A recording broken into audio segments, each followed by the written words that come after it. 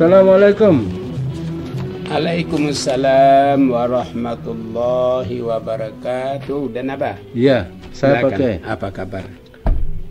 Ini bawa surat pertanyaan orang nih pakai. Iya. Ya. Ini pertanyaannya pakai. Dari mana kah itu? Coba lihat dulu orangnya. Dari daerah. Daerahnya mana? Daerah Jenek Ponto. Hah? Daerah Jenek Ponto. Sulsel. Nah, Apakah yang melatar belakangi sehingga dalam Al-Quran surat At-Taubah tidak mempunyai basmalah? oh begitu. Iya. Tidak bismillah itu. Iya, tidak ada bismillahnya pada surah Al-Bara'ah. Iya, Al-Bara'ah. Iya. Ya. Begini dan apa? Iya, bagaimana? Nabi terpaksa Iya. memerangi, terjadi pada perang Tabuk, perang Hunain adalah perjanjian-perjanjian yang dibuat oleh Nabi, di mana mereka itu dan Naba selalu melanggar janji. Iya. Nah, tuh. Begitu juga dengan musyrik Mekah. Iya. Nabi mengadakan perjanjian Hudaybiyah. Iya, Hudaybiyah. Di mana Nabi dengan para sahabat mau masuk ke kota Mekah untuk mengerjakan ibadah haji. Iya. Tapi ditantang oleh musyrik Mekah. Iya. Dengan catatan bahwa nanti boleh mereka menjalankan ibadah haji, tapi sekarang tak boleh. Iya. Terjadilah perjanjian Hudaybiyah. Oh, iya. Itu perjanjian Hudaybiyah. Iya. Akhirnya perjanjian Hudaybiyah itu dibuat, tapi mereka selalu melanggar perjanjian itu. Iya. Akhirnya Nabi dengan kekuatan 12.000. Iya, 12.000. Tahun yang ke-8 Hijriah. Karena orang musyrik Mekah ini sudah dibuat perjanjian, tetapi selalu melanggar perjanjian. Maka Nabi berangkat dengan kekuatan 12.000 dikepung kota Mekah. Iya. Nah, di mana dalam pengepungan kota Mekah di barisan tengah Nabi pimpin. Iya. Di barisan kanan dipimpin oleh Khalid bin Walid. Iya. Barisan kiri dipimpin oleh Ali bin Abi Thalib. Iya. Terjadilah penaklukan kota Mekah tahun ke-8 Hijriah. Tahun ke-8 Hijriah. Begitu Nabi memasuki kota Mekah dan maka Nabi memberikan amnesti umum. Iya. Ya, ada 65 penjahat perang yang harus dihukum mati. Oh, iya. Ada 65.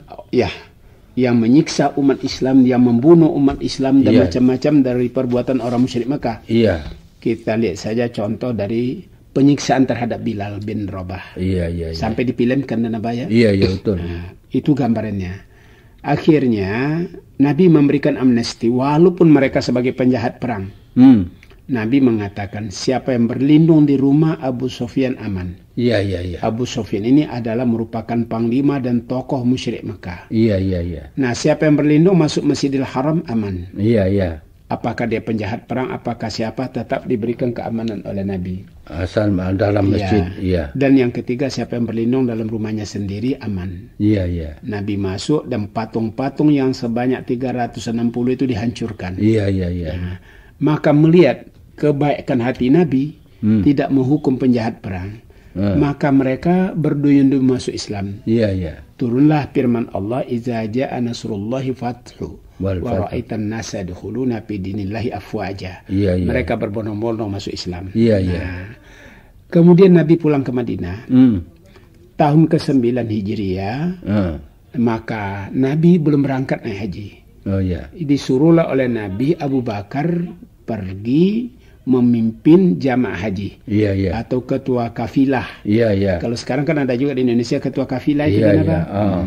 Dialah yang diangkat Amirul Hajj. Iya. Ya, sekarang juga Amirul Hajj kita. Iya. Nah, beliau berangkat membawa 174.000 jamaah. Iya, iya, iya. Menjalankan ibadah haji. Iya, dari Madinah. Iya, dari Madinah. Iya, iya. Dan Nabi bersama Ali tidak berangkat. Iya, iya.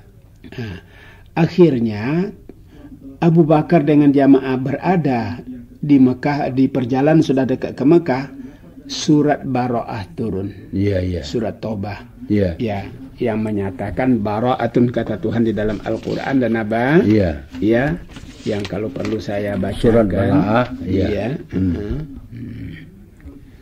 Bara'atun minallahi wa rasulihi ilal ladzina ahadtum minal musyrikin. Artinya Allah dan Rasulnya berlepas diri kepada orang-orang yang telah membuat perjanjian dengan beliau dari orang-orang musyrik. Iya. Iya. Itulah sebabnya ayat ini tidak memakai bismillah. Oh, iya. Karena memutuskan perjanjian yang telah diikat bersama. Oh, iya, iya. Karena mereka selalu melanggar dan apa? Iya, iya. Nah, karena itu dikirim betul pasukan. Iya. Karena selalu melanggar ya sudah diperingati tidak mau, sudah sekali diserang kota Mekah. Iya. Kota Mekah takluk, tahun berikut Abu Bakar berangkat membawa jamaah. Iya, iya, iya, iya. Kebetulan ayat ini turun, Ali diperintahkan Nabi. Iya. Untuk menyampaikan ayat ini kepada jamaah itu. Iya, iya. Nah, Ali menyusul.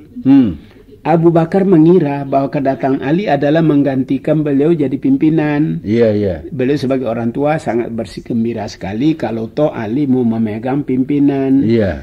Tapi Ali memberikan penjelasan, tidak, saya membawa berita. Nah, berita itu ialah untuk disampaikan.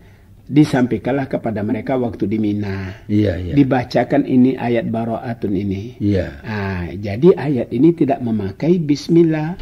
Oleh karena putusnya hubungan dengan orang-orang musyrik Mekah yang selalu melanggar perjanjian. Iya, iya. Maka Allah membenarkan Nabi menyerang mereka, dan turunnya ayat ini tidak memakai bismillah sebagai memutuskan pemutusan hubungan. Iya. Begitu riwayatnya dan naba. Ya, itulah surat Bara'ah. Iya, surat Bara'ah sungguh-sungguh itu. Iya, iya. Ya, sekarang lagi pakai. Ya, apa lagi? Surat dari mana dan apa? Sebentar pakai.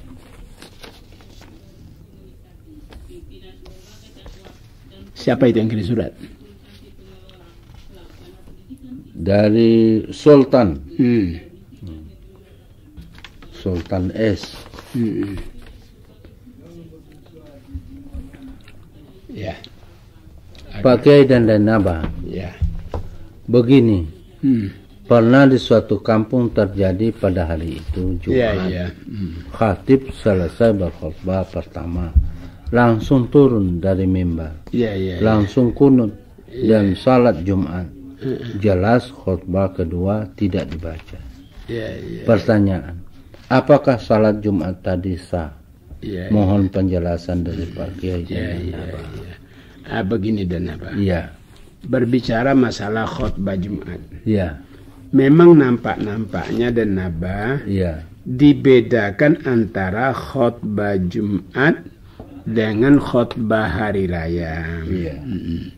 Nabi menjelaskan bahwa selamanya khutbah Jumat itu memang 2 khutbah. Iya.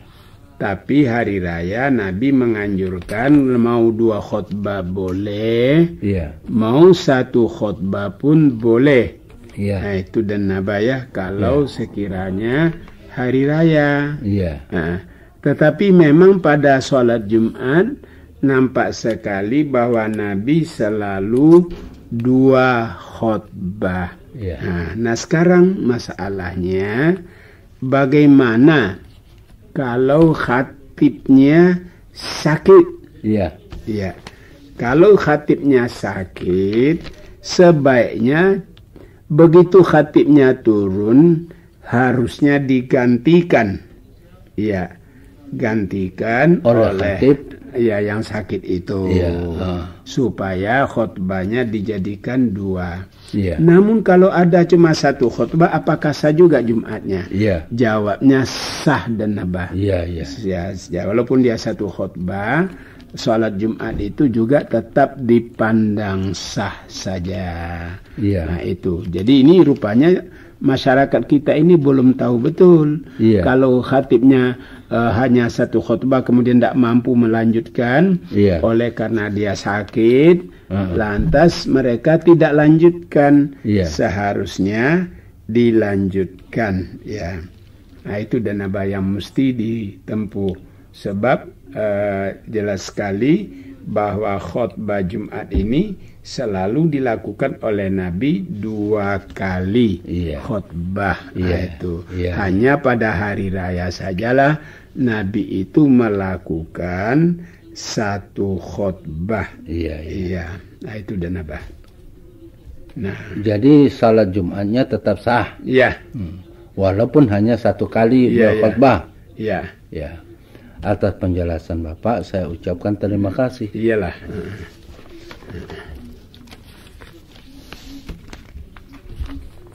Nah ini pakai.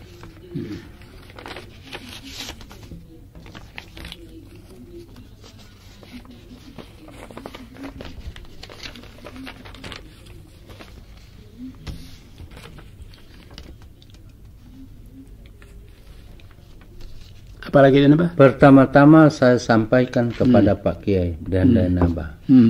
Selamat bulan suci Ramadan tahun 1997.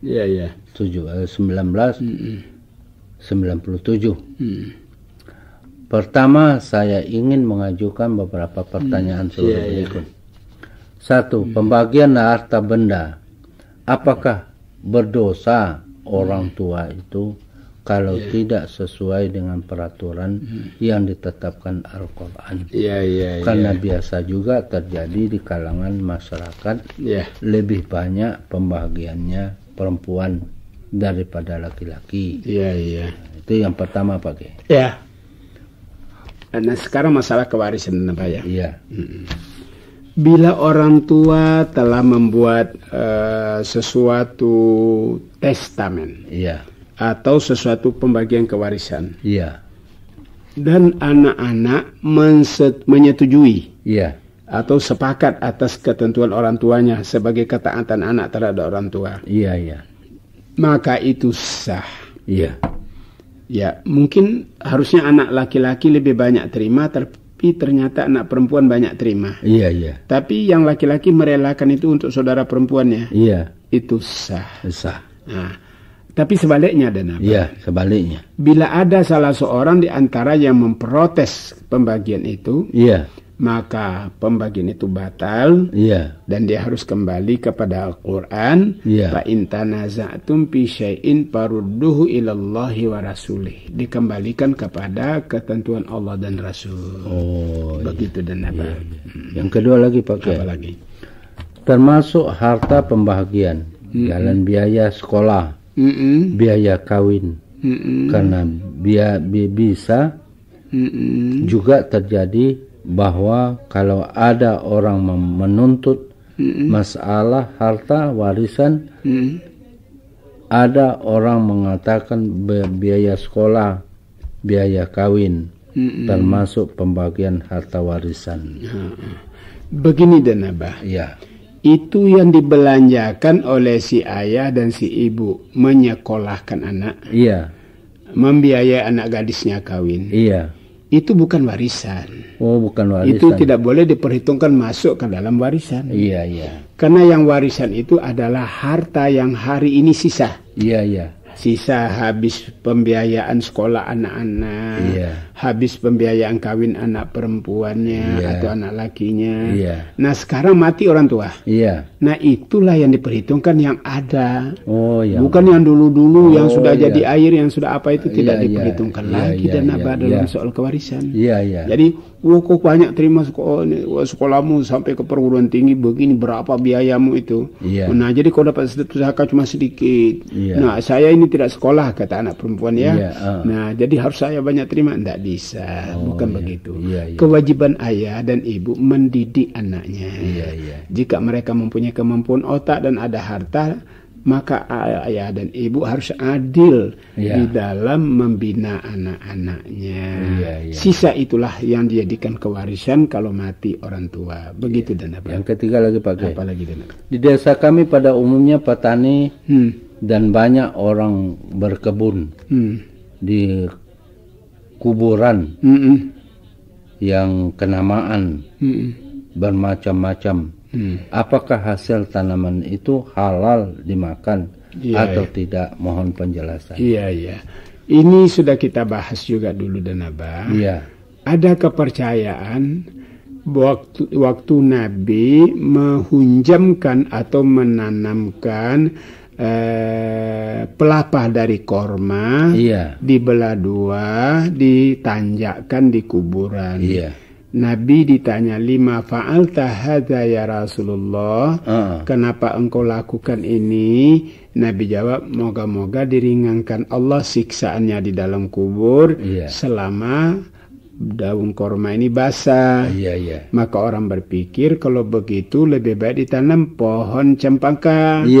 Akhirnya berpikir lagi, dari cempaka tidak menghasilkan, lebih baik ditanamlah manggaka, apa-apa yang berbuah. Nah, dengan demikian dia akan basah-basah di bawahnya, dingin dia dari siksaan kubur, dan kita juga bisa memetik hasilnya. Pendapat yang semacam ini tidak benar.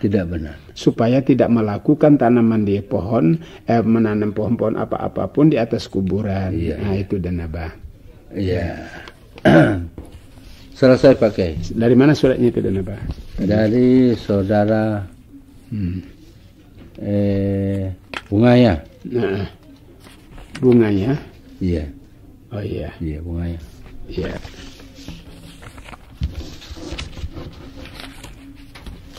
Ini lagi pakai.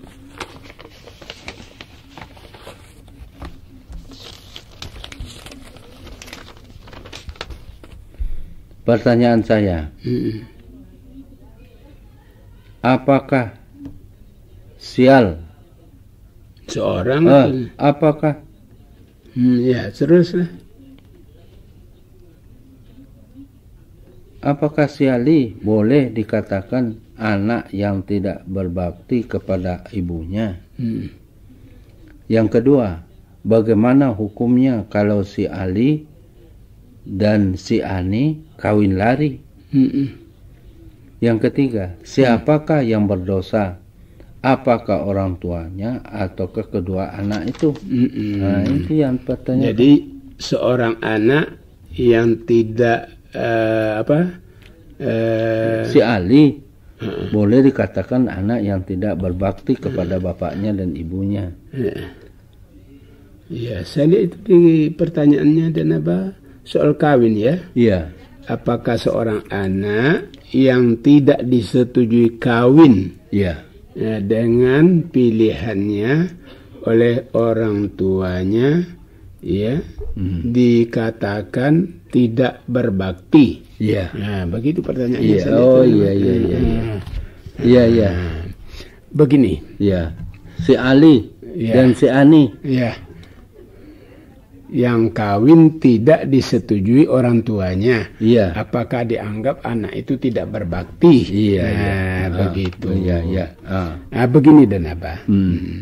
Soal pemilihan jodoh antara anak dan orang tua ini memang banyak sekali terjadi dalam masyarakat kita, ketimpangan. Kita tidak boleh menghukum anak itu tidak berbakti, karena dia tidak disetujui kawinnya oleh orang tua. Belum dapat kita hukum bahwa dia tidak berbakti. Sebab begini. Bisa benar kalimat itu, bisa tidak benar. Bagaimana bisa begitu?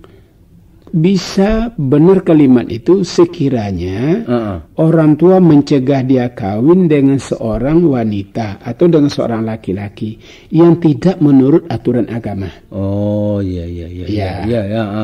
Menurut aturan agama dia tidak boleh kawin dengan laki-laki itu atau dengan perempuan itu.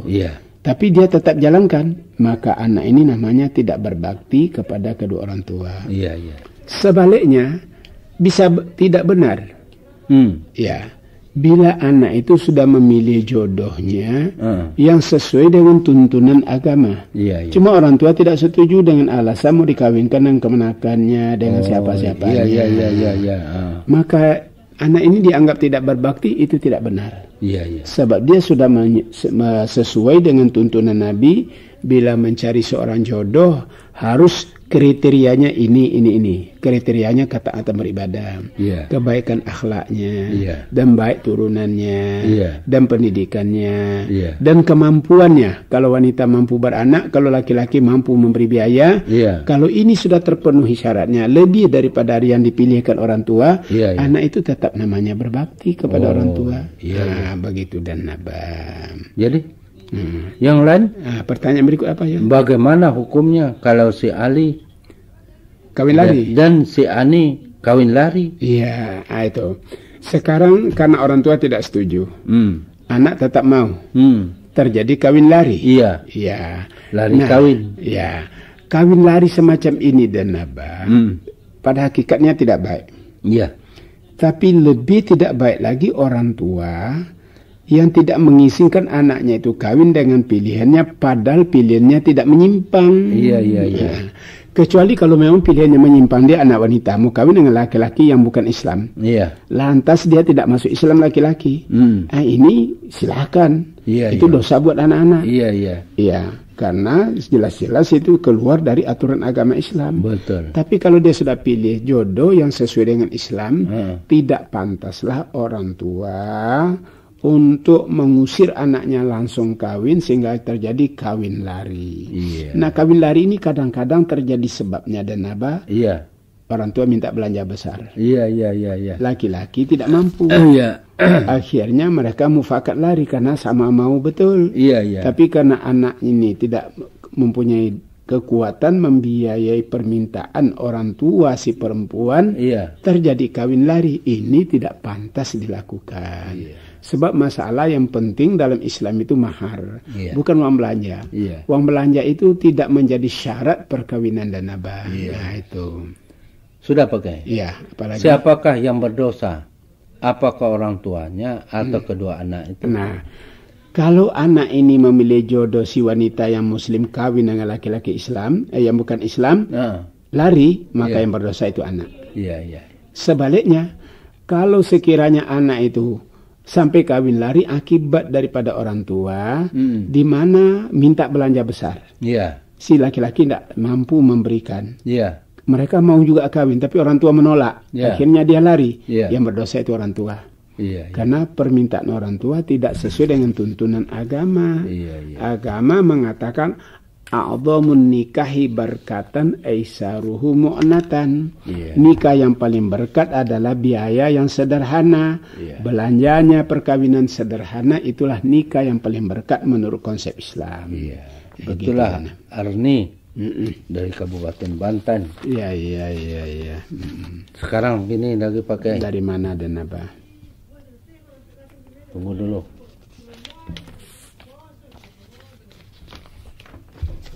Dibuka dulu.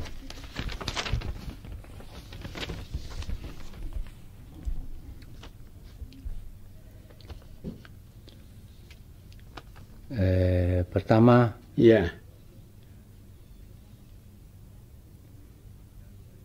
Apa itu? Tunggu dulu. Pertama-tama saya ucapkan selamat berjumpa dengan bersama dengan Pak Kiai dan Dede Abah. Dengan kemiskinan, dengan kemuskilan tentang keagamaan. Mudah-mudahan kemuskilan saya ini bermanfaat terhadap diri saya. Dan begitu para pendengar di Sulawesi Selatan maupun di daerah Sabah, Malaysia, insya Allah. Ini surat dari Sabah. Iya, rupanya dari Sabah itu. Sandakang. Dari Usman.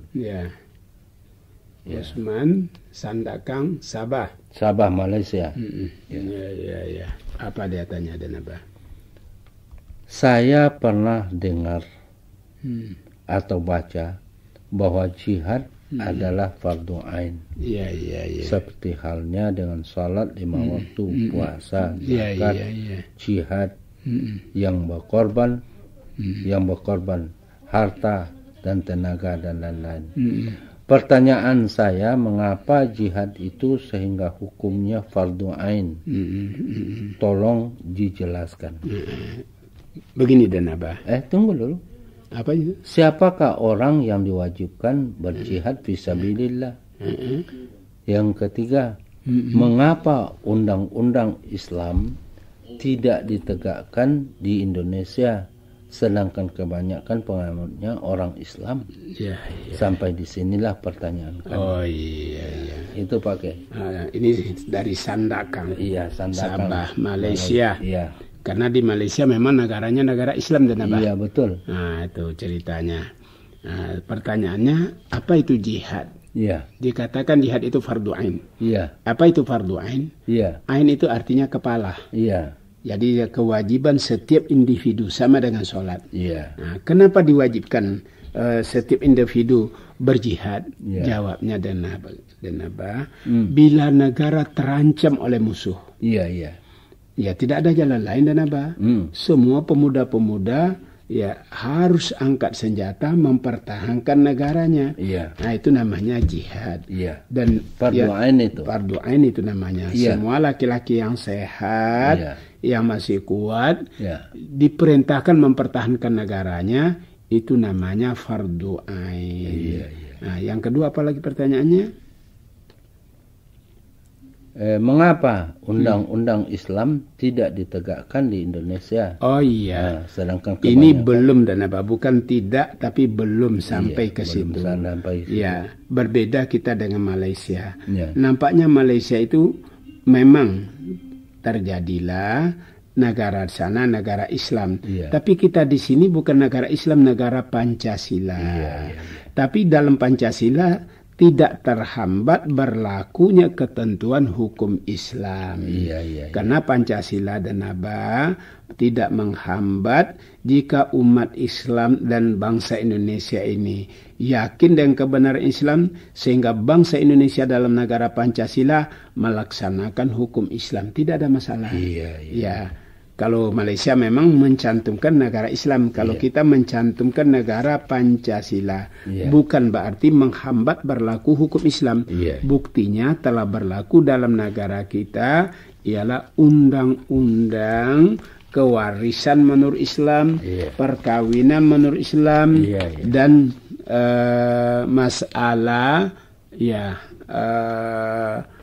ke harta. Itu dan Abah. Itu. Selesai pakai. Iya dan Abah. Kalau begitu Pak Kiai, saya ucapkan banyak-banyak terima kasih. Assalamualaikum warahmatullahi wabarakatuh. Waalaikumsalam warahmatullahi wabarakatuh.